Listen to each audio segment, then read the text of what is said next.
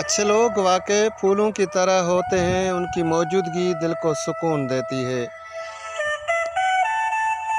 वही लोग हकीकत में खूबसूरत और बेहद कीमती होते हैं, जो दूसरों तक खैर की खुशबू पहुंचाते हैं। मुश्किल लम्हों में हौसले देते हैं, दिलासा बनते हैं और भरोसे का एक मजबूत सहारा फराहम करते हैं।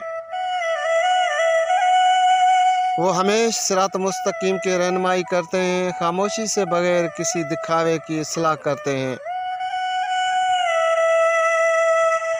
न कोई लालच न कोई गर्ज, सिर्फ अखलास। न कोई लालच न कोई गर्ज, सिर्फ अखलास। ऐसे लोग कीमत से नहीं नसीब से मिला करते हैं।